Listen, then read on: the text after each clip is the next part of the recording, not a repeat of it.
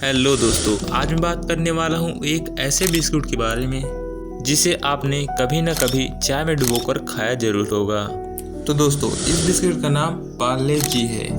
आज हम इसके बारे में जानेंगे कि इसकी शुरुआत कैसे हुई और कैसे इसने अपने फॉर्मूले को सभी में बांट दिया और कैसे एक गरीब टेलर ने एक मामूली से बिस्कुट को इतना बड़ा कैसे बना दिया, और उसमें जानेंगे जो पार्ले जी में छोटी लड़की छपी हुई है वह कौन है।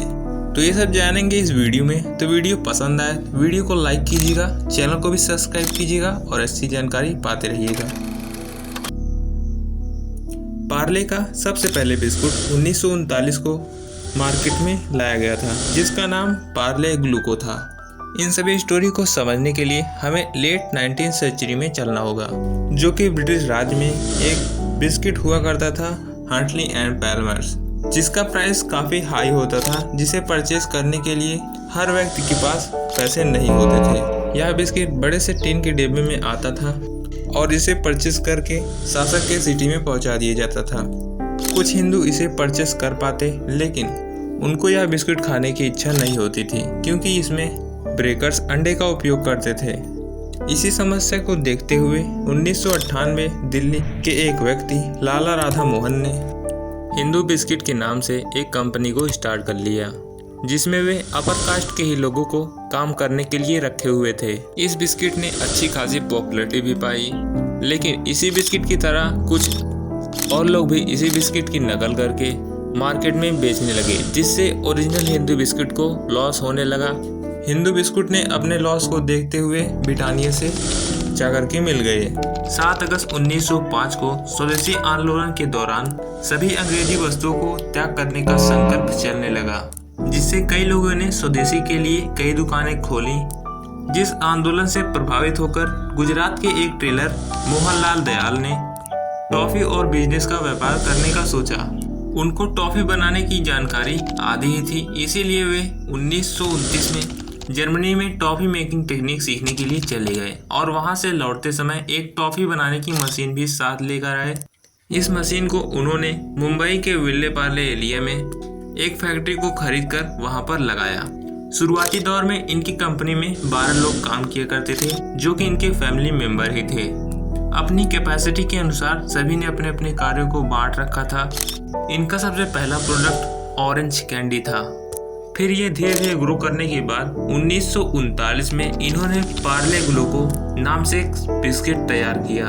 वे गरीबों की परेशानी को दूर करना चाहते थे, इसीलिए इन्होंने पार्ले ग्लूको बिस्किट को लो प्राइस में बेचना शुरू कर दिया, जिससे इनको बहुत ही प्रॉफिट होने लगा। लेकिन मार्केट में इसकी कॉपी भी बिकने लगी थी, जो कि पार्ले के ही तरह थे। फिर कंपनी ने ब्रांडिंग की एक स्ट्रेटजी बनाई। सबसे पहले इन्होंने पार्ले की पैकेजिंग को चेंज किया, जिसे अब ये बिस्किट को येलो वैक्स पेपर में लपेट करके देते थे और उसमें एक छोटी बच्ची की तस्वीर भी छपा होती थी। 1982 में पार्ले ग्लूको को पार्ले जी बना दिया गया, जिसमें जी का मतलब ग्लूकोज था।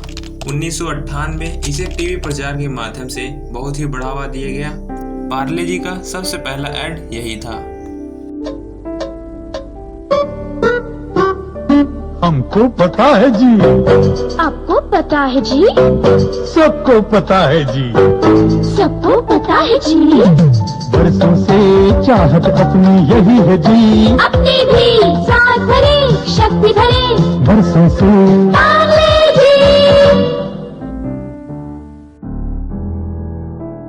उस समय शक्तिमान का सीरियल बच्चों द्वारा बहुत ही देखा जा रहा था।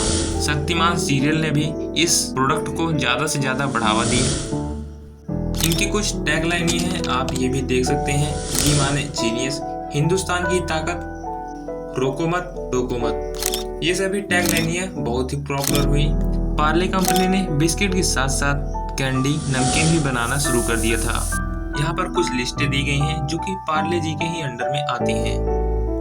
Milady, Crackjack, 2020, Matrix, Milk Bite, London Dairy, Hide and Seek. और तो और पार्ले ने 1912 में 40 लाख शॉपों पर अपने प्रोडक्ट को सेल करने का उस समय में रिकॉर्ड बना रखा था। 2013 में पार्ले जी का टर्नओवर 5000 करोड़ तक था। और अब हम बात कर लेते हैं पार्ले जी के प्राइस के बारे में। पहले से अगर कंपेरिजन किया जाए तो महंगाई बढ़ गई है। पहले पेट्रोल 25 रुपये लीटर था और अब वही पेट्रोल 105 रुपये लीटर बिक रहा है।